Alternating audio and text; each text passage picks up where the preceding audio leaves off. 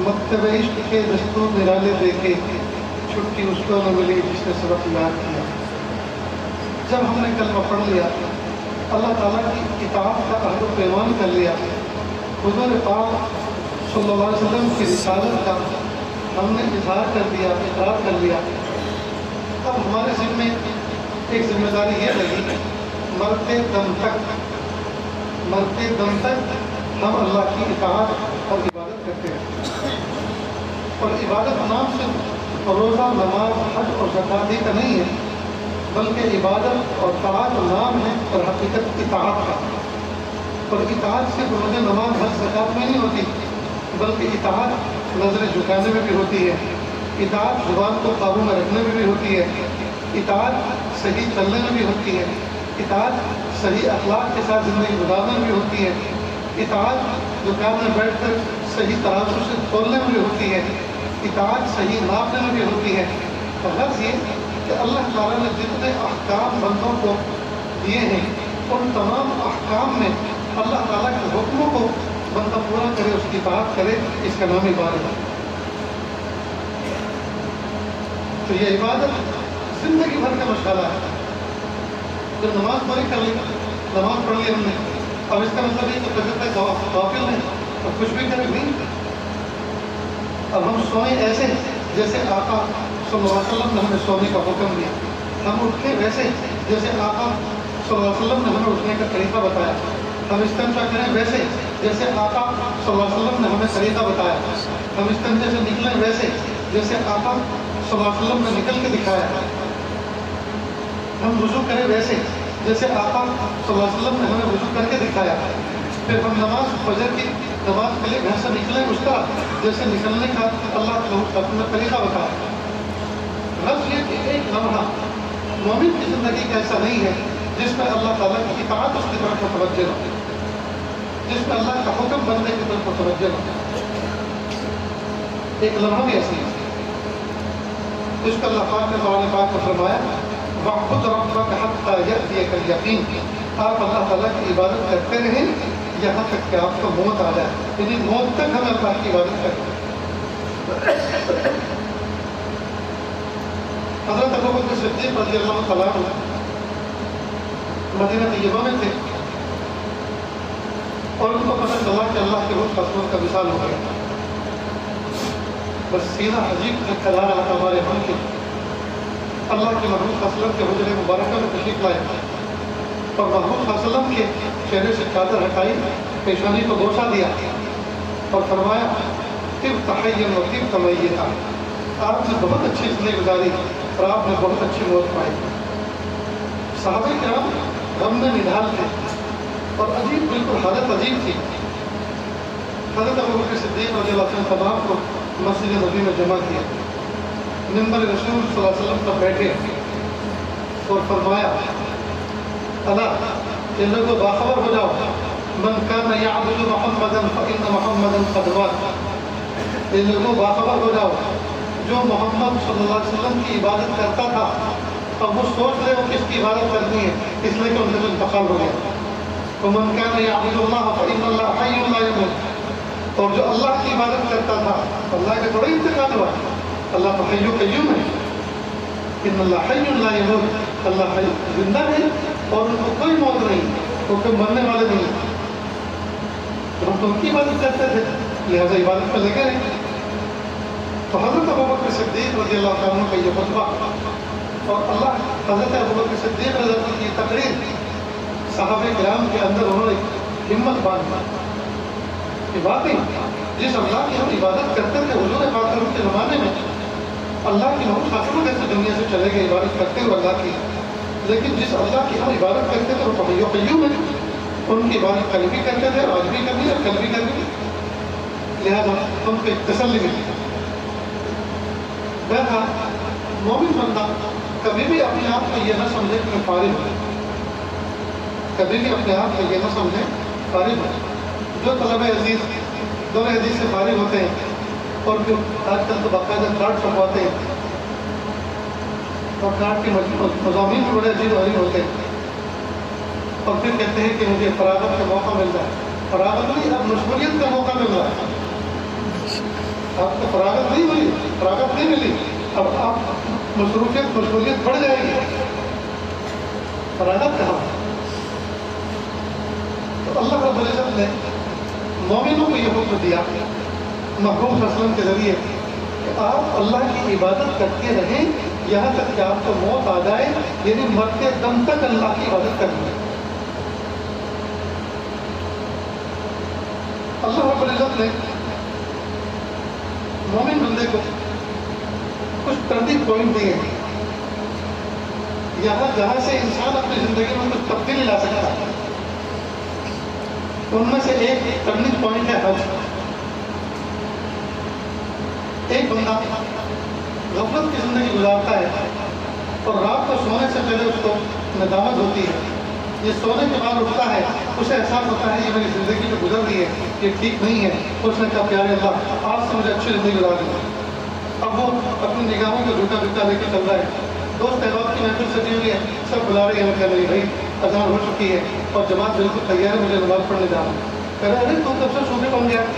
تم کب سے ولی بن گیا۔ تو ایک ہی رات میں اگر کوئی تبدیلی لائے اپنے اندر تو لوگ بہت سے تانا دیتے ہیں، حالانکہ اگر کہ وہ تانا دیتے رہے اس کے کھانے کی پرواہ نہ کرے۔ اگر اللہ تعالیٰ ایسے سارے انقلاب ایک رات میں پیدا فرما رہے ہیں، زندگی میں ایسا ارادہ ہو رہا ہے تو کر گزرے، لیکن پھر بھی بہرحال بہت سے کم ہمت ایسے ہوتے ہیں لوگوں کے تانوں کو برداشت نہیں کر پاتے اور پھر سے وہ ویسی حقوق والی زندگی گزارنا شروع کر دیتے جیسے پہلے گزارتے تھے لوگوں کے تانے سن کر۔ لیکن حج عمرہ ایسی عبادت ہے کہ جب بندہ حج کر کے آتا ہے تو یہ اس کے لیے ایک ٹرننگ پوائنٹ ہے کہ وہ اپنی زندگی صاف ستھری گزارے، چہرے کے اوپر داڑھی سجا لے، صف اول میں نماز پڑھے، اذان ہونے کے ساتھ ہی مسجد کی طرف قدم بڑھائے، جی تلاوت کرے، ذکر و اذکار کرے، لباس پاکیزہ رکھے، نشست و برخاست الور جلور نہ رکھے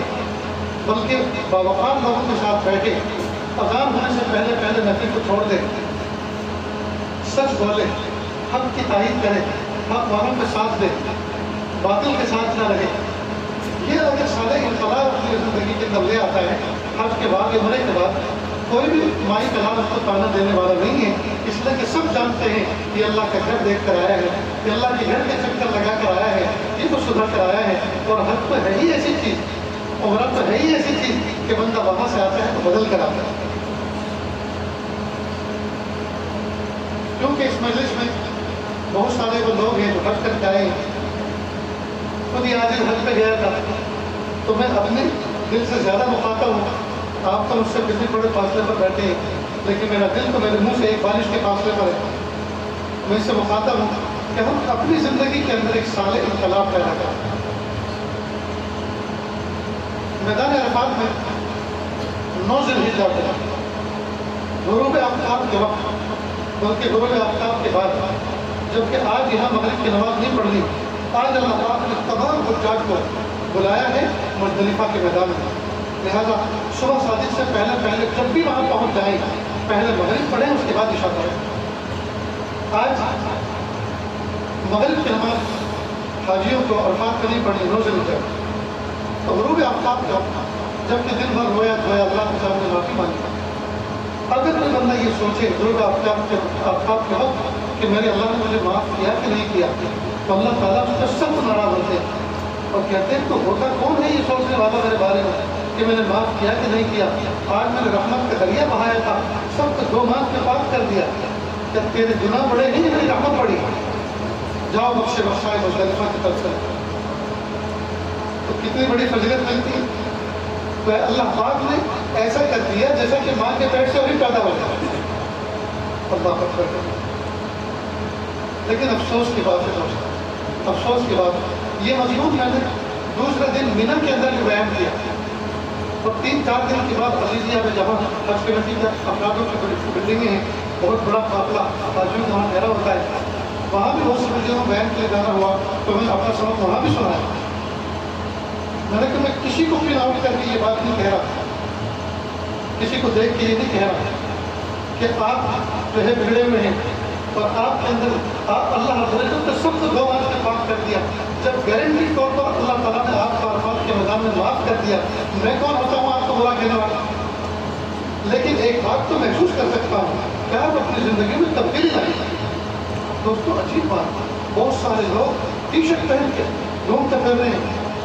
ٹریک سوٹ پہن کے گھومتے پھر رہے ہیں، سر پہ ٹوپی نہیں، اور حلق سر کا تو کرایا ہوں میں کہہ رہا ہوں، لیکن داڑھی کا ضرور کرایا۔ حلق کہتا ہے زبان میں سر کے اوپر اس طرح پھیرنے کو، تو بہت سے لوگوں نے سر کے اندر تو کمی کی، یعنی بال پر پورا اس طرح نہیں پھیرا بلکہ مشین پھیرائی، لیکن یہاں حلق کروایا۔ کتنے افسوس کی بات ہے، اور وہ ایسے گھومتے پھر رہے جیسے پکنک پر آئے، جس لباس کو، جس ٹریک سوٹ کو پہن کر، ٹی شرٹ کو پہن کر سسرال میں نہیں جا سکتے، ایمبیسی میں ویزا لینے نہیں جا سکتے، باعزت مقام پہ نہیں جا سکتے، شادی بیاہوں کے فنکشن میں نہیں جا سکتے، اس لباس کو پہن کے اللہ کے دربار میں، رسول اللہ صلی اللہ علیہ وسلم کے دربار میں گھومتے پھر رہے، کتنی بڑی بے غیرتی کی بات ہے۔ دشمنان اسلام کا لباس پہن اللہ کے دربار میں گھومتے پھر رہے، یہ کتنی بڑی بے غیرتی کی بات ہے۔ کاش کے حج میں جانے سے پہلے 2-3 مہینے پہلے حاجی اس بات کی مشق کرے کہ مجھے سفید کپڑے پہننے، مجھے کرتا پاجامہ پہننا ہے، مجھے ہر وقت سر پہ ٹوپی رکھنی ہے، مجھے اپنا چہرہ ویسا بنانا ہے جس پر اللہ کے رسول صلی اللہ علیہ وسلم کو پسند آتا ہے اور جیسا اللہ کے رسول صلی اللہ علیہ وسلم نے رکھنے کا حکم دیا۔ اس لیے دوستو، اگر کوئی بندہ بدلنے کی جگہ پہ نہ بدلے، بننے کی جگہ پہ نہ بنے، تو کیا بگڑنے کی جگہ پہ بنے؟ یہ ساری کی ساری کمی کیا ہے؟ تربیت کی کمی ہے۔ حج پہ جاتے ہیں، امریکن ٹورسٹر کی بیگ لے کے جاتے ہیں، اس کے جب کی سب سے مہنگی چپل لے کے جاتے ہیں، بہترین سے بہترین کھانے پینے کے سامان لے کے جاتے ہیں، ریال لے کے جاتے ہیں، ڈالر لے کے جاتے ہیں، کرنسی چینج کرا کے جاتے ہیں، سارے کام ایک کلاس، لیکن نہیں سیکھتے تو حج نہیں سیکھتے۔ انہیں یہی پتا نہیں ہے مکہ میں جانے کے بعد سب سے پہلا کام کون سا کرنا ہے، طواف کرنا ہے تو کس طرح کا کرنا ہے، کتنے چکر لگانے ہیں، صحیح کرنی ہے تو کہاں کی جاتی ہے، اس کی تاریخ کیا ہے، اس کا پس منظر کیا ہے، وہاں کیفیت کیا ہونی چاہیے۔ حالانکہ دوستو، ایک ایک پوائنٹ، ایک ایک قدم ایسا ہے کہ ایک ایک قدم پر زندگی میں انقلاب آیا۔ میں ایک بہت بڑے اللہ کے ولی کے ساتھ سب سے پہلے میں نے جب حج کیا اور حج کا عمرہ کیا 3 دن کے بعد، تو بزرگ تھے، کئی بچوں مجھ سے کہا بیٹا میں تو بوڑھا آدمی ہوں، آپ تو جوان ہیں، آپ جا کے کر لو، مجھے تو پتہ نہیں کب سکون ملے گا، کب راحت ملے گی، میں تو آرام سے کروں گا۔ میں نے کہا نہیں، آپ کے ساتھ آیا ہوں اور سیکھ کے کروں گا، لہٰذا جب آپ کریں گے تب میں کروں گا۔ چنانچہ 3 دن 3 رات کے بعد عمرہ کیا اور اس کے ٹھنڈا کر دل میں آج تک تہجد کے وقت، تہجد کے اذان کے وقت ہمارا عمرے کے طواف 7 چکر کرے ہوئے، پھر ایک طرف سب کو جگہ بنانی شروع کی تاکہ فجر تک صفوں میں اچھی طرح سے جگہ مل جائے۔ فرمانے لگے کہ آپ کو اللہ صاحب نے کہا مولوی صاحب دعا کریں۔ میں نے کہا آپ بتائیے کیا دعا مانگو؟ کہا آپ تو عالم ہیں۔ میں نے کہا چھوڑیے کہ میں عالم ہوں یا ظالم ہوں، بس آپ یہ بتائیے کہ کیا مانگنا ہے۔ میں نے فرمایا کہ بس یہی مانگ لو کہ ارے اللہ اپنے گھر کے چکر کاٹنے کے بعد مخلوق کے گھر کے چکر کاٹنے سے بچا لیں۔ کتنی پیاری دعا ہے، اپنے گھر کے چکر کاٹنے کے بعد مخلوق کے گھر کے چکر کاٹنے سے بچا لیں۔ اب دوستو، اگر حج سے پہلے کسی بندے کو یہ پوائنٹ مل جائے اور یہ دعا مل جائے، یہ انداز مل جائے، تو کبھی محروم رہ سکتا ہے؟ ہر طرح کہ اللہ جی اپنے گھر کے چکر کاٹنے کے بعد مخلوق کے در کے چکر کاٹنے سے بچا دیں۔ اب مخلوق کے در کے چکر کیا ہے؟ مجھ سے زیادہ آپ واقف ہیں۔ کوئی ڈاکٹر کے چکر، مخلوق کے در کے چکر، پولیس چوکی کے چکر، مخلوق کے چکر، جی تھانے کچہری کے چکر، اور وکیلوں اور ججوں کے چکر، مخلوق کے چکر، مال دیا ہے پیمنٹ نہیں ملنا اس کے چکر، مخلوق کے چکر، کسی کو قرض دیا تھا 1 مہینے کی مدت پر 3 سال گزر گئے اس کے گھر کے چکر، کسی کو پراپرٹی کرائے پہ دیے کرایہ نہیں دیا اس کے چکر، تو ایک چکر ہے، پتہ نہیں کتنے چکر ہے صبح شام۔ اللہ اپنے گھر کے چکر کاٹنے کے بعد مخلوق کے گھر کے چکر کاٹنے سے بچائے۔ کہ اللہ جن نگاہوں سے میں نے کعبۃ اللہ کو دیکھ لیا، میرے پیارے اللہ حرام چیزوں کو دیکھنے سے میری نگاہوں کی حفاظت فرما۔ کہ اللہ جن لبوں سے میں نے مائے زمزم کو پیا، زمزم کے مبارک پانی کو پیا، کہ اللہ اب ان فوٹوں سے حرام چیز کھانے اور پینے سے اب ان کو بچا لیجیے۔ کہ اللہ صفا مروہ کے درمیان جب حضرت مہاجرہ علیہ السلام ننھے اسماعیل علیہ السلام کی پیاس بجھانے کے لیے پانی کی تلاش میں دوڑی تھی، اور آپ کو ان کا دوڑنا ایسا پسند آ گیا اور وہ ادا ایسی پسند آئی کہ صبح قیامت تک آنے والے حجاج کرام کو مردوں کو آپ نے حکم دیا، میری لاڈلی ہاجرہ یہاں دوڑی تھی، تم انہیں کی نقل پر تم بھی یہاں دوڑو۔ پیارے اللہ وہ دوڑی تھی پانی کی تلاش میں، اللہ میں دوڑ رہا ہوں آپ کی محبت کی تلاش میں کہ اللہ مجھے آپ کی محبت ملا دیجیے۔ یہ موقع کی مناسب سے دعا ہے۔ جب سر کے بال کٹوائے کہ اللہ میں نے سر کے بال کٹوائے ہیں، میں نے سر کا بوجھ ہلکا کر دیا، اللہ آپ گناہوں کے دل کے بوجھ کو گناہوں سے ہلکا کر دیا۔ یہ موقع کی مناسب سے دعا ہے۔ غرض یہ کہ حجاج کرام جاتے ہیں لیکن نہ کوئی عزم کر کے جاتے ہیں، نہ کوئی ارادہ کر کے جاتے ہیں، نہ کوئی نیت کر کے جاتے ہیں، نہ نیت کر کے آتے ہیں، بس حاضری لگوا کے چلا آئے، اس ٹائم لگا کے چلا آئے۔ اب جب تک زمزم اور کھجور کا دور چلتا رہے گا گھر میں، وہاں تک حاجی صاحب حاجی بھی ہیں، وہ مسجد میں حاضری دے رہے ہیں، اور جب وہ سلسلہ بھی ختم ہو گیا اور حاجی صاحب کو لوگوں نے پوچھنا بھی چھوڑ دیا، ان کے دعوتوں کا قورم بھی پورا ہو گیا، اب کیسے حاضی اور کیسے منائے؟ جیسے پہلے تھے ویسے ہوتے۔ افسوس کی بات ہے کہ جس دن حاجی اپنے وطن کو واپس لوٹتا ہے اس دن نئی نئی شیونگ کر کے اترتا ہے فلائٹ سے۔ ہائے ہائے کتنی بے غیرتی کی بات ہے۔ یہاں ایئرپورٹ کے باہر آپ بھی کھڑے ہوئے حاجی صاحب آئیں گے، ان سے سر کا ہاتھ کروائیں گے، ان سے دعائیں کروائیں گے، اور حاجی کا حال یہ ہے کہ وہ تو گناہ اپنے نام اعمال میں تازہ گناہ درج کروا کے آیا، اس لیے کہ آج جو جس لباس کو پہن کے فلائٹ میں بیٹھا ہے اس سے پہلے تو اس نے شیونگ۔ میرے بھائیوں یہ چیز سیکھنے کی ضرورت ہے کہ ہم حد سے پہلے ہمیں کیا چھوڑنا ہے، کیا کرنا ہے، کیا نہیں کرنا، اور کس طرح کرنا ہے، کیسے عزم کرنے ہیں۔ اللہ تعالیٰ سے صلح کا معاملہ کر کے جائے، صلح کا معاملہ کر کے لوگ تو کیسے، اگر میں اسی موضوع پر بات کروں تو صبح ہو جائے گی دوستوں کہ حج پہ جانے والے کیسی کیسے نیتوں کے ساتھ گئے تھے اور کیسے کیسے واپس لوٹے، اور اللہ پاک نے ان کی زندگی کے اندر کیسا صالح انقلاب پیدا کرا۔ کہا دوستو حج پہ بھی نہ بدلے تو آدمی کب بدلے، حج پر بھی نہ بدلے تو کب بدلے؟ اس میں کچھ عزم کرنے چاہیے، کچھ ارادے کرنے چاہیے۔ اس فقیر نے بھی اپنی بار ارادہ کیا مکہ مکرمہ میں جا کر، پیارے اللہ کب تک یہ خالی پیلی کے چکر لگتے رہیں گے؟ میرے پیارے اللہ اس حج میں آپ سے ایک عہد کرتا ہوں اور ایک نیت کرتا ہوں، میرے پیارے اللہ آپ اس پہ مہر لگا دیجیے، مجھے زندگی میں اس پر تعلیم کرنا ہے۔ حدیث دعوت کے طور پر اور بہت سارے طلبہ عزیز بیٹھے ہوئے، ان کی تربیت کے لیے بات میں کہہ رہا ہوں، ورنہ اس میں کہنے کا مجھے کہا تھا اور مجھے کیا ضرورت تھی؟ میرا اللہ کا معاملہ ہے، ہمارا پرائیویٹ معاملہ ہے، میرے پیارے رب کا معاملہ ہے، مجھے کیا ضرورت ہے کسی کے سامنے بیان کرنے کی؟ لیکن کئی مرتبہ سننے والے بیان کرنے والے سے زیادہ دو قدم آگے بڑھنے والے ہوتے ہیں اور سمجھنے والے اور اس پر عمل کرنے والے ہوتے ہیں،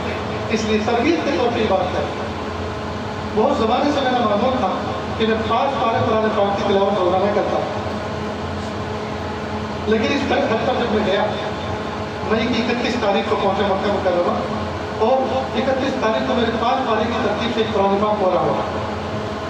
تو جہاں ہماری رہائش تھی اس کے ساتھ میں ایک مسجد تھی، مسجد میں جا کے میں نے اللہ سے کہا میرے پیارے اللہ اس حج کی برکت سے میں آپ کے ساتھ ایک عہد و پیمان کرتا ہوں، اور وہ یہ کہ پیارے اللہ میں روزانہ 10 پارے پڑھا کروں گا، آپ مجھے اس کی عافیت کے ساتھ توفیق دیں، پیارے اللہ اس کی عافیت کے ساتھ مجھے توفیق دیں۔ دیکھو دوستو توفیق کے بغیر پتا نہیں ہلتا، توفیق کے بغیر کلی نہیں چٹکتی اور نہیں کھلتا۔ معلوم سارے کام اللہ کی توفیق سے، اللہ کے حکم سے ہوتے ہیں۔ میرے پیارے اللہ آپ اپنا حکم اپنی توفیق میرے شامل حال کر دیجیے، میرا کام بن جائے، اللہ جی آپ کا کچھ نہیں بگڑے گا، میرا کام بن جائے گا۔ الحمدللہ پہلے دن میں نے 10 پارے پورے کیے، دوسرے دن 10، تیسرے دن 10، قرآن پاک پورا ہو گیا، اور الحمدللہ وہ دن اور آج کا دن، آج بھی میں نے 10 پارے مکمل کیے۔ مینا میں بھی، عرفات میں بھی، مزدلفہ میں بھی، مکہ مکرمہ سے جو مدینہ طیبہ کا سفر کیا اس میں بھی، یہ جو دن میں نے آپ کو بتایا ہر دن ایک پہاڑ جیسا ہوتا ہے، حاجی ٹوٹا ہوا ہوتا ہے، تھکا ہوا ہوتا ہے، اس کی چلن پھرن ہوتی ہے، اس کی عجیب و غریب قسم کی مصروفیت ہوتی ہے، لیکن میرے پیارے اللہ نے سلوٹوں میں سے وقت نکالنے کی توفیق دی، اور اللہ تعالیٰ نے عافیت کے ساتھ بغیر کسی مجاہدے بغیر کسی مشقت کے 10 پارے عافیت کے ساتھ پڑھنے کی توفیق دی، اور 1 مہینے میں عافیت کے ساتھ الحمدللہ 10 قرآن پاک مکمل ہو۔ میرے بھائی یہ صلح کا بتانا یہ تھا کہ جب کوئی بندہ ارادہ کرتا ہے اور اللہ سے مانگتا ہے تو سب سے پہلے اپنے دل میں ارادہ کرتا ہے جی، اور اسباب کی دنیا میں رہتے ہوئے ہلکی پھلکی کوشش کرتا ہے اور اللہ سے مانگتا ہے، اللہ سے مانگتا ہے، تو پھر اللہ کی مدد شامل حال ہے، اللہ کی مدد شامل حال ہے۔ ہم اسباب کی دنیا میں رہتے ہیں، اسباب کی دنیا میں رہتے ہیں، ہم اسباب کو ہرگز نہ چھوڑیں، لیکن اسباب کو سب کچھ نہ سمجھیں، اسباب کو سب کچھ نہ سمجھیں۔ بہت سارے علماء، بہت سارے اہل مدارس، ذمہ داران اداروں کا چندہ کرنے نکلتے ہیں، تو وہ دیکھتے ہیں کہ بنگلہ ہے، جی بڑا سا گیٹ ہے، مرسیڈیز کھڑی ہوئی ہے، تو اس کو یہ تو پورا کا پورا میرا مدرسہ ہی بنوا رہے ہیں، بڑی امید لے کر جاتے ہیں۔ یہ اللہ کی ذات سے توجہ ہٹا کر مخلوق کی طرف توجہ کر کے جا رہے ہیں، مخلوق کی طرف توجہ کر کے جا رہے ہیں، اور اتنا بڑا دھوکہ کھا رہا ہے یہ بندہ، اتنا بڑا دھوکہ کھا رہا ہے کہ مت پوچھ۔ ہونا یہ چاہیے، چھوٹے بڑے دروازے سے کیا ہوتا ہے، امیر و غریب سے کیا ہوتا ہے، جب تک اللہ تعالیٰ سامنے والے کے دل میں تقاضا پیدا نہ کرے، ارادہ پیدا نہ فرمائے، ہرگز 5 روپے میں کوئی دے نہیں سکتا۔ اور کئی مطلب ایسا ہوتا ہے کہ جاتے ہیں اور کہتے ہیں بھائی آپ تو اس کے علاوہ کوئی قابل نہیں ہے، اور نہ جانے کہ آپ کھری کھری سناتے ہیں، دینا تو دور کی بات ہے، دل توڑ کے بھیجتے ہیں، لیکن جانے والے کا قصور تھا، اس نے مخلوق کے ساتھ خاص کیوں بیٹھا، اس کو تو یہ دعا کرتے جانا چاہیے تھا، پیارے اللہ میں جائز لے رہا ہوں کہ اسباب کی دنیا میں اسباب اختیار کرنا میرے ذمہ ضروری ہے، جائز لے رہا ہوں، لیکن جب تک آپ اس کے دل میں حرکت پیدا نہیں کریں گے وہاں تک وہ ایک پیسہ بھی دینے والا نہیں ہے۔ میرے پیارے اللہ، اگر اس کے ہاتھوں سے آپ دینا پسند فرما رہے ہیں، پیارے اللہ عافیت کے ساتھ اس کو دل کو کشادہ کریں، اللہ عافیت کے ساتھ اس کے دل کو کشادہ کریں۔ اور اگر وہ کچھ دے رہا ہے تو وہ اللہ کے حکم سے دے رہا ہے، اب آپ اس پہ اسراف نہیں کریں، جی مہنگائی کا دور ہے، 500 میں کیا ہوتا ہے کچھ بڑھاؤ، اس لیے کہ 500 جو اس نے دیے وہ طیب خاطر سے دیے، دل کی خوشی سے دیے، اور اس میں برکت ہے، اور اب آپ کے کہنے پہ جو دے رہا ہے، چاہے وہ 100 کا اضافہ کر رہا ہے یا 200 کا یا دوسرے 500 کا، وہ زور پڑے پہ دے رہا ہے، اور زور پڑے پہ جو دے رہا ہے اس میں بے برکتی، اس میں بے برکتی، بعض جو کاموں میں برکت نظر نہیں آ رہی ہے اس کی وجہ یہ ہے کہ ہماری بنیادوں میں بے برکتی ہے۔ بہرحال تو آدمی ارادہ کرے، اللہ کی طرف متوجہ ہو اور عزم کرے کہ میرے پیارے رب مجھے کچھ کرنا ہے، میرے پیارے اللہ مدد فرمائے، آپ اپنی توفیق شامل حل کر دیجئے، میرے لیے کرنا آسان ہو جائے، میرے لیے کرنا آسان ہو جائے۔ تو اگر کوئی بندہ اس طرح سے عزم کرے، ارادہ کرے اور اللہ کی طرف متوجہ ہو، اللہ تعالیٰ آسان فرما دیتے ہیں، جیسے کہ عادی آپ کے سامنے بیٹھا ہوا کہ 10 پارے کے اللہ تعالیٰ کی توفیق عطا فرما رکھی، اللہ قرآن پاک میں فرما رہے ہیں وَاعْبُدْ رَبَّكَ حَتَّىٰ يَأْتِيَكَ الْيَقِينُ، آپ اللہ کی عبادت کرتے رہیں یہاں تک کہ کرتے رہیں آپ کو موت آ جائے۔ تو اللہ کی اطاعت عبادت یہ صرف جز وقت کے نہیں ہے کہ صرف نماز کے وقت میں اللہ کی عبادت کر لیں اور نماز کے باہر اللہ کی عبادت نہیں، اب جتنے بھی کام آپ کر رہے ہیں ان کا تمام کاموں کے کرنے کا طریقہ اللہ کے محبوب صلی اللہ علیہ وسلم نے بتلایا ہے، بس محبوب صلی اللہ علیہ وسلم کے طریقے کے مطابق جو بھی کام آپ کریں گے وہ عبادت بن جائے،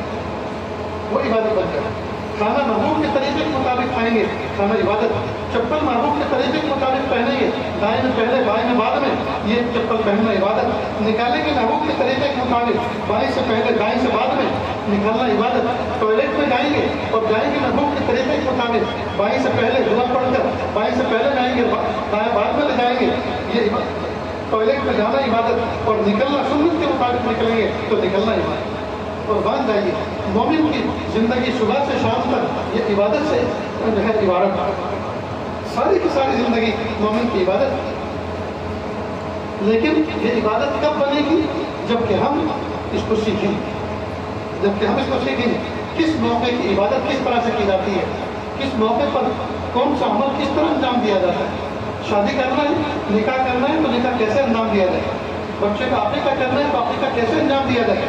بچہ گھر میں پیدا ہوا ہے، بچہ گھر میں پیدا ہوا ہے جی، اب اس کی پیدائش کے موقع پر یہ کون سا عمل سنت ہے، کون سا کیا جائے۔ اب تو حال یہ ہے یوٹیوب پر دیکھا جا رہا ہے، دنیا بھر کے چینل دیکھے جا رہے ہیں، مشرکوں کے، یہودیوں کے جی، اور نہ جانے کیسے کیسے غلیظ قسم کے لوگوں کے چینل دیکھ رہے ہیں، اور بچے کو گھر میں لا رہے ہیں تو کیا ہو رہا ہے، پھول بکھیرے جا رہے ہیں، اور کیا لکھا جا رہا ہے اور کیا کہا جا رہا ہے کہ بچے کا یہ موسٹ ویلکم ہو رہا ہے، اللہ کی محبوب رسول کی سنتوں کو نکال کر کیا ویلکم تم کرو گے؟ کیا ویلکم تم کرو گے؟ یہ بربادی نہیں تو اور کیا؟ ویلکم کو اگر عربی میں پڑھا جائے تو وہی لکم، اور وہی لکم بنتا ہے ہلاکت تو تمہاری. ویلکم وہی لکم جیسا ہے، اور وہی لکم کیا ہے؟ ہلاکت ہو تمہاری، بربادی ہوتی ہے. تو بربادی کے راستے پہ چل کر ہم جو ہے سکون تلاش کرتے ہیں، پھر کہتے ہیں ہمارے گھر میں چین نہیں، ہمارے گھر میں سکون نہیں، ہمارے بہو کا کہنا نہیں مانتی. ارے کہاں مانے گی؟ جب تم نے اللہ اس کے رسول کا کہنا نہیں مانا تو تمہاری 2.5 فٹ کی بیوی بہو جو ہے تمہاری کہاں سے بات مانی؟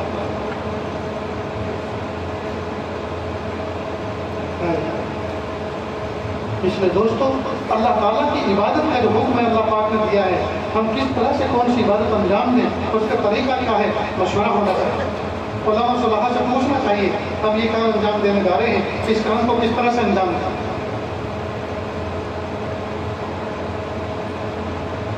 کئی مرتبہ بچوں کا رشتہ کرنا ہوتا ہے. گئے بھائی آپ کا بیٹا ہے، ہماری بیٹی ہے، ہم آپ کے بیٹے کو لینا چاہتے ہیں اپنی بیٹی کے لیے، آپ کا منظور ہے؟ بہت اچھا. مومن کی زبان سے بڑی کوئی زبان ہو سکتی؟ اس سے بڑا کوئی وعدہ ہو سکتا ہے؟ بات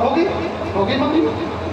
لیکن نہیں، اب یہ گھر میں جائے گا، گھر میں ایک پنچایت بیٹھے گی، اس میں نہ جانے کتنی گالیاں گلوچ ہوں گی اور کتنے اس میں نہ جانے کتنی خرافات ہوں گی. اس کے بعد ہوگا کہ 50 آدمی اس کے گھر جائیں گے، 50 گھر میں 50 آدمی جائیں گے، اس میں 45-35 عورتیں ہوں گی، تو اتنے مرد ہوں گے اور چوڑیاں پہنائیں گے. اس میں کیا ہوگا کہ وہ جب لڑکی کو دیکھیں گے تو کیسے دیکھو گے؟ دلہن لے کے جاؤ گے کہ نہیں، وہ دلہن بنا کے بٹھائیں گے اور وہ چلائیں گے اور دیکھیں گے. اس طرح سے میرے آقا صلی اللہ علیہ وسلم کی سنتوں کو جنازہ نکالا جا رہا ہے. ایسی بربادی اور دلوں میں سکون کہاں سے آئے گا؟ گھروں میں سکون کہاں سے آئے گا؟ گھروں میں برکتیں کہاں سے آئیں گی؟ وہ سے کہتے ہیں جی میں نے اپنی بچی کا رشتہ کر دیا. کہاں کیا ہے؟ کہ وہ فلاں ہے ماشاء اللہ، دعوت میں ان کا اچھا لگتا ہے، کئی چلے لگ چکے ہیں، بیرون بھی وقت لگ چکا ہے. اچھا ماشاء اللہ دیندار گھرانہ مل گیا. کیونکہ یہ کہنا اسی سے پتہ چلتا ہے کہ ان کے یہاں دین ہے. پھر روتے روتے فون آتا ہے کئی مرتبہ، حضرت دعا کرنا. کوئی کیا ہوا؟ دعا تو کریں گے، لیکن کیا مصیبت آئی؟ وہ جن کے ہم نے اپنی بیٹی کا رشتہ کیا ہے وہ یوں کہہ رہے ہیں کہ ہمارے گھر میں سے کچھ عورتیں چوڑی پہنانے کے لیے آ گئی. پھر کیا ہوا؟ چوڑی پہنا لیں لیکن آ جائے تو کوئی بات نہیں، تک تجارت ہے، لیکن وہ 40 افراد آ رہے ہیں. آپ تو کہتے ہو دیندار ہیں، تو جب آتی ہیں یہ دین سکھاتے ہیں، یہ وہ سیکھ کر آئے ہیں، یہ سیکھ کر آئے ہیں، یہ دین وہ سکھا رہے ہیں، دین سیکھ رہے ہیں، دین کو بدنام کرنے جا رہے ہیں. کل جب یہ کام کریں گے تو لوگ ان کو تانا نہیں دیں گے، جب وہ ممبر کے پاس کھڑے ہو کر کہیں گے بھائی پورے انسانوں کی کامیابی اللہ تعالیٰ کے بھیجے میں پورے دین میں، تو لوگ کہیں گے بھائی پورے دین میں بیٹھ جاؤ، تم اس کے جملے کے کہنے کے قابل نہیں ہو، اس لیے کہ تم نے پورا دین نہیں اپنایا،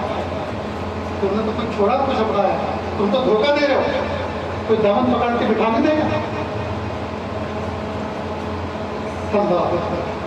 تو کچھ سمجھنے کی چیز ہم کر کیا رہے ہیں. تو علماء صلاح سے رابطہ کریں، ان سے طریقے پوچھیں کس دین پر کس حکم کو کس طرح سے ادا کیا جائے تاکہ وہ عبادت بن جائے، تاکہ وہ اللہ کی نظر میں پسندیدہ بن جائے، تاکہ اس پر سے اللہ تعالیٰ کی رحمتیں مجھ پر نازل ہوں، تاکہ اللہ کی برکتیں مجھ پر نازل ہوں اور میری زندگی کو سکون ہو. یہ چیز اللہ سے مانگنی چاہیے. لیکن افسوس کی بات ہے دوستوں، سن کے ایسے سن ہو چکے ہیں کہ سن سب رہے ہیں لیکن کریں گے وہی، اور آپ بھی جو بیٹھے وہی کریں گے جو آپ کے دل میں، وہی کریں گے جو اس لیے کہ ارادہ نہیں کیا، ارادہ ہی نہیں کر رہے کہ جو سن رہے ہیں وہی کرنا ہے. ارادہ ہی نہیں کر رہے. جب ارادہ نہیں کر رہے تو اللہ تعالیٰ توفیق کہاں سے دیں گے؟ میں نے بڑے بڑے سفید پوشوں کو دیکھا ہے، وائٹ کالر لوگوں کو دیکھا ہے، سود پہ قرضے لے کر ولیمے کرتے ہیں، سود پہ قرضے لے کر شادیاں کرتے ہیں، اور کچھ دنوں کے بعد جب اللہ کی طرف سے پکڑ آتی ہے روتے روتے پھرتے ہیں. وہ مستحق کے زکات بنے پھرتے ہیں، مستحق کے زکات بنے پھرتے ہیں. دیکھنے میں بہت سا لگتے ہیں، وہ سب سے بڑے غریب اور سب سے بڑے فقیر مستحق کے زکات ہوتا ہے. اللہ قرآن پاک میں فرمایا وَاعْبُدْ رَبَّكَ حَتَّىٰ يَأْتِيَكَ الْيَقِينُ، آپ اللہ کی عبادت کرتے رہے یہاں تک کہ آپ کی موت آ جائے۔ معلوم ہوا مرتے دم تک اللہ تعالیٰ کے حکموں سے بندے کو نفر نہیں ہے، بندے کو چاہیے کہ وہ ہر وقت جو حکم اللہ کا اس کی طرف متوجہ ہو رہا ہے اس کا جو طریقہ ہے اس کے مطابق اس حکم کو پورا کرے۔ اب عبادات کی کئی قسمیں تو اللہ پاک نے عبادت کرنے کا حکم دیا، عبادت بدنیہ، مثلا بدن سے جو عبادت کی جاتی ہے، نماز، روزہ، جی ذکر، دعا، یہ بدن سے کی جاتی ہے۔ عبادت مالیہ جیسے زکوٰۃ، صدقہ، یہ مال سے ادا کیا جاتا ہے۔ بلکہ میں تو بہت سارے مالداروں کو یہ طریقہ بتاتا ہوں کہ آپ اللہ تعالیٰ سے یہ دعا مانگیں کہ میرے پیارے اللہ، آپ نے ہمارا ذہن چلایا ہے فیکٹری کے لائن میں، بزنس کے لائن میں، کہ اللہ ہمارے اس بزنس میں اتنی برکت دیجیے، اتنی برکت دیجیے کہ ہم دونوں ہاتھوں سے آپ کی راہ میں خرچ کریں، تاکہ ہم مال خرچ کر کر کے آپ کا قرب حاصل کریں۔ اس لیے کہ اللہ کا قرب حاصل کرنے کے بہت سے طریقے ہیں۔ بہت سے لوگ تہجد پڑھ پڑھ کے اللہ کا قرب حاصل کریں گے، بہت سے لوگ حج عمرہ کر کر کے اللہ کا قرب حاصل کریں گے، بہت سے لوگ غریبوں، یتیموں، مسکینوں پر خرچ کر کر کے اللہ کا قرب حاصل کریں گے۔ تو پیارے اللہ، جب مال سے بھی آپ کا قرب حاصل کیا جا سکتا ہے تو ہمارے بزنس میں، ہمارے مال میں اتنی برکت دیجیے اور اتنا بے انتہا مال دیجیے اور ہمیں دونوں ہاتھوں سے آپ کی راہ میں خرچ کرنے کی توفیق دیجیے، تو پھر اللہ تعالیٰ آسان فرما دیں گے۔ تو عبادات کی قسم ہے بدنیہ، بدن سے بھی عبادت کی جاتی ہے، مثلا نماز، روزہ، ذکر، دعا، یہ بدن سے کی جاتی ہے۔ اسی طرح عبادات مالیہ، صدقہ، خیر خیرات، زکوٰۃ، یہ مالی عبادت ہے۔ اسی طرح عبادت قلبیہ، کچھ عبادت وہ ہے جو دل سے کی جاتی ہے، مطلب وہ کیا ہے؟ اخلاص، یعنی صرف اور صرف جو بھی کام کرے اللہ کی رضا کی نیت سے کرے، اللہ خالص اللہ کو دکھانے کے لیے کرے، خالص اللہ کو دکھانے کے لیے کرے، یہ ہے اخلاص، اور یہ ہے دل کا عمل، یہ ہے دل کا عمل۔ اسے توکل، اللہ کی ذات کا بھروسہ کرنا، اللہ کی ذات کا بھروسہ کرنا۔ بمبئی میں ایک بزرگ ہے حاجی شکیل صاحب دامت برکاتہ، اللہ ان کو بہت اچھا رکھے، ان کی عمر میں برکت عطا فرمائے۔ آج کے دور کے حاجی امداد اللہ، اللہ پاک نے ان کے اوپر بہت کچھ کھولا۔ کوئی صاحب چندہ کرنے کے لیے ان کے پاس گئے اور کہنے لگے حاجی صاحب بہت دور سے سفر کر کے آیا ہوں، آپ کی نیت سے، آپ پہ بھروسہ کر کے، فوراً کہا واپس جاؤ اور اللہ پہ بھروسہ کر کے آؤ۔ یہ تم کیا بھروسہ کر کے آئے ہو بندے کے اوپر؟ واپس جائیے اور اللہ کی ذات پر بھروسہ کر کے آئیے، تب کام بنے گا، تب برکت ہوگی۔ میں کون ہوتا ہوں میرے اوپر بھروسہ کر کے آئے؟ آئینہ دکھا دیا اپنا۔ بعض لوگ کیسے ہوتے ہیں، بہت سے کہتے ہیں حضرت آپ اگر کہہ دیں گے تو میرا کام بن جائے، میرے بہت سارے ادھورے کام پڑے، وہ نہیں ہو رہے ہیں، میں تمہارا اشارہ کرتا ہوں، تمہارا کام کون کر دے گا؟ بلکہ میں کسی کی طرف اشارہ کر رہا ہوں تو بنتا ہوں کام تمہارا بگڑ جائے گا، میری نحوست کی وجہ سے۔ اس لیے اللہ کی ذات پر بھروسہ کرو، اللہ کے کام ہے، جس کا کام ہوتا ہے اس کو اس کی فکر ہوتی ہے۔ میں اپنا گھر بناتا ہوں تو مجھے اپنے گھر کی فکر ہوتی ہے، جب مسجد بنا رہے ہیں مدرسہ بنا رہے ہیں، یہ اللہ کے گھر ہے، یہ اللہ کے کام ہے، اللہ کو فکر ہے۔ آپ تو اسباب کی دنیا میں بس اخلاص کے ساتھ نظر اللہ کی ذات پر رکھ کر آپ قدم بڑھائیں۔ آپ یہ نہ سوچیں فلاں سیٹ سے ملیں گے، فلاں شہرت یافتہ سے ملیں گے، فلاں سے ملیں گے، کام بن جائیں گے، ایسے کام نہیں بنا کرتے، بلکہ کام بگڑا کرتے ہیں، اس لیے کہ ذات حق سے توجہ ہٹا کر مخلوق کی طرف توجہ کر کے جاتے ہیں۔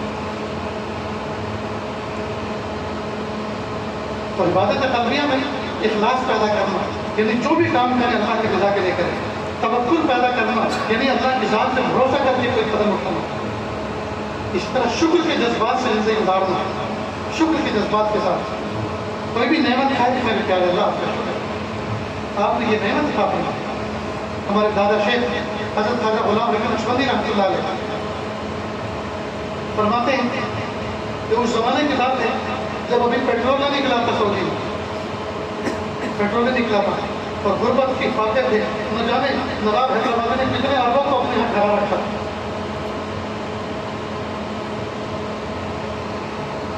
یہ اس زمانے کی بات کہا، ایک جگہ شیما لگا کے حرم کے قریب میں ڈیرا ڈال رکھا تھا، تو ایک بدو دیہاتی آیا عرب، کسی حاجی نے تربوز کھا کے اس کا لال حصہ کھا کے سفید حصہ پھینک دیا، یہ چھلکا ہوتا ہے ایک طرف سے ہرا ہوتا ہے اندر سے سفید ہوتا ہے، تو اس نے اس کو اٹھایا، اس کے پتلے کیے، کسی دیگچی میں اس کو ڈال کر اس کو ابالا اور اپنے حساب سے جو مسالہ جو دونوں کا ڈالا وہ ڈالا، کھانے کے بعد کعبۃ اللہ کے سامنے گیا اور اللہ کا شکر ادا کیا، پیارے اللہ، تربوز کا چھلکا کھا کے کیا کریں، پیارے اللہ اس کعبے کی برکت سے ہمیں کیسی کیسی نعمتیں کھانے کو ملتی، ایک دور عربوں میں وہ بھی گزرا ہے۔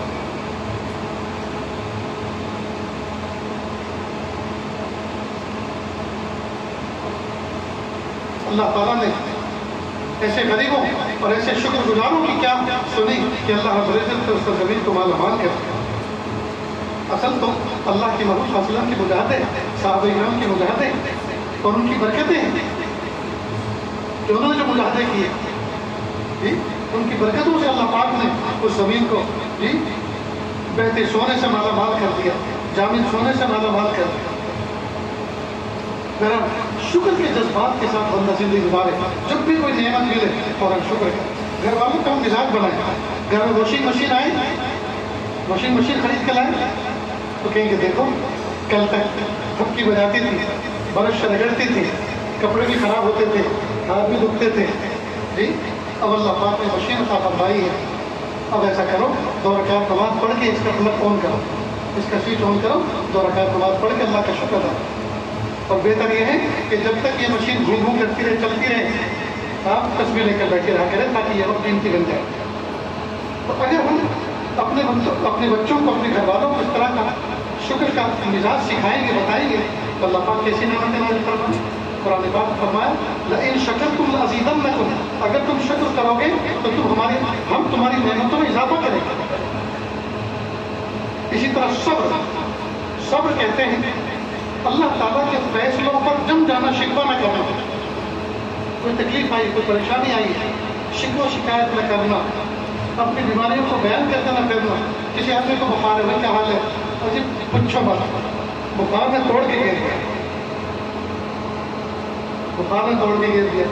اب اس پہ تبصرے چل رہے ہیں کئی دن تک۔ کسی کو ہاتھ پیر میں درد ہے، وہ ہر وقت کسی کا شکوہ کرتا رہ رہا ہے،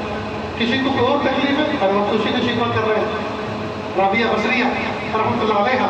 وہ چلی جا رہی تھی، ایک چھوٹا سا بچہ تھا 9 عمر، اس نے دیکھا، رابعہ بصریہ نے دیکھا کہ اس نے اپنے سر پہ کے اوپر ایک پٹی باندھ رکھی ہے، تو بچہ کیا بات ہے، سر پہ پیشانی پہ پٹی کیوں باندھ رکھی ہے؟ تو کہا امی جان، یہ جو بھی لفظ اس نے کہا سر میں بہت درد ہو رہا ہے، سر پھٹا جا رہا ہے۔ کہ اچھا کب سے؟ آج صبح سے۔ کہ اس سے پہلے کبھی بھی نہیں تھا، پہلی مرتبہ سے شدید درد ہوا ہے۔ کہا صبح سے درد ہوا تو شکوے کی پٹی باندھ لی، اور اتنے دنوں تک اللہ پاک نے بغیر درد کے رکھا، شکر کی پٹی کیوں نہیں باندھی؟ یعنی اللہ پاک نے ہر بیماری سے پاک صاف رکھا، بچا کے رکھا، اس پر اللہ کا شکر تو ادا نہیں کیا، اور آج صبح سے اللہ پاک نے تھوڑا سا درد دے دیا تو اس پر اللہ کا شکوہ بیان کرتے رہنا ہے سب کے ساتھ۔ اور میں نے حضرت پیر صاحب آپ برکاتم کو دیکھا، حضرت پیر ذوالفقار صاحب رحمۃ اللہ برکاتم، اللہ ان کو بہت اچھا رکھے، کبھی بھی دوائی مریضوں کے سامنے، متعلقین کے سامنے، میزبان کے سامنے کبھی نہیں، ہمیشہ چھپ کے دوائی استعمال۔ کہا کہ دوائی دوسروں کے سامنے استعمال کرنا گویا اللہ تعالیٰ کی نعمت کی ناشکری کر رہا ہے، اور اللہ کا جو ہے شکوہ ادا کر رہا ہوں کہ اللہ نے مجھے بیماری دیا۔ تو ہر ایک کے احوال ہوتے ہیں، اور یہ سب چیزیں سیکھنے کی ہوتی ہیں کہ ہم کس طرح سے زندگی گزاریں۔ تو ہم صبر کے ساتھ ہیں، اگر کوئی تکلیف آ جائے تو اس کو سہ لیں، اس کو فیس کر لیں، شکوہ شکایت نہ کریں، اور اللہ سے کہ میرے پیارے اللہ، یہ آپ کی طرف سے آئی بھی ہے، اللہ میں اس کو برداشت کر رہا ہوں، لیکن میرے پیارے اللہ میں آپ کا کمزور بندہ ہوں، وہاں پہ تولے جانے کی قابل نہیں ہوں، اللہ جی عافیت کے ساتھ آپ اس سے نکال دیں۔ حاجی امداد اللہ مہاجر مکی رحمۃ اللہ علیہ مکہ مکرمہ میں بیٹھ کر یہ بیان فرما رہے تھے کہ بیماری بھی اللہ کی ایک نعمت ہے، بیماری بھی اللہ کی ایک نعمت ہے کہ جب بندہ بیمار ہوتا ہے تو بیمار آدمی لڑتا نہیں، بیمار آدمی گالی گلوچ نہیں کرتا، بیمار آدمی جو ہے اور سرمستی نہیں کرتا۔ تو جس بیماری کی حالت میں یہ کیفیت ملے تو نعمت کی دور کیا ہے جس میں گناہوں سے بچے، کہ بیماری بھی اللہ کی طرف سے ایک نعمت ہے۔ اتنے میں ایک شخص جس کی کمر پہ پھوڑا نکلا ہوا تھا اور درد سے کرا رہا تھا، تو حضرت کے پاس آیا کہ حضرت میں تکلیف میں ہوں، آپ دعا فرما دیجیے۔ اللہ کی شان اتفاق سے حضرت خامن رحمۃ اللہ علیہ بھی بیٹھے ہوئے تھے، حضرت نے اپنے دل میں سوچا کہ اب اگر حضرت نے یہ کہا کہ بیماری ایک نعمت ہے تو میں فوراً حضرت سے یہ اعتراض کروں گا، یعنی ایک سوال کروں گا سمجھنے کے لیے کہ حضرت ابھی تو آپ فرما رہے تھے کہ بیماری نعمت ہے، اور یہ جب آیا اپنی تکلیف کو لے کر تو آپ تو اس کے لیے شفا کی دعا کر رہے ہیں، تو اس کا مطلب سوال نعمت کی دعا کر رہے ہیں، تو پھر یہ کیا؟ تو حضرت نے فوراً ہاتھ اٹھائے اور کہا پیارے اللہ، بیماری بھی آپ کی نعمت اور صحت بھی آپ کی نعمت، یہ بندہ بیماری کی نعمت کو برداشت نہیں کر پا رہا، اللہ آپ اس کی بیماری کی نعمت کو صحت کی نعمت سے بدل کر، اس کی بیماری کی نعمت کو صحت کی نعمت سے بدل کر۔ تو میرے بھائیوں، ہم بیماریوں پہ اللہ کی شکر نہ کریں، ہم پھر اللہ کی بیماری، اللہ کی طرف سے آئی ہوئی بیماری پر ہم اللہ سے کہیں پیارے اللہ یہ آپ کی طرف سے دی ہوئی نعمت ہے، لیکن میرے پیارے اللہ میں کمزور بن رہا ہوں، اس نعمت کو برداشت نہیں کر سکتا، اس کو آپ صحت کی نعمت سے تبدیل فرمائیں۔ بہرحال اللہ پاک نے قرآن پاک میں فرمایا وَاعْبُدْ رَبَّكَ حَتَّىٰ يَأْتِيَكَ الْيَقِينُ کہ آپ اللہ کی عبادت وہاں تک کرتے رہیں جب تک کہ آپ کو موت نہ آ جائے۔ ہمیں چاہیے کہ ہم ہر طرح کی عبادت کریں، جس موقع پر اللہ پاک نے جیسا موقع عطا فرمایا اس موقع پر اسی لائن کی عبادت میں لگ جائیں۔ اللہ تعالیٰ کہنے سننے سے زیادہ عمل کی توفیق عطا فرمائیں۔ وآخر دعوانا ان الحمد للہ رب العالمین۔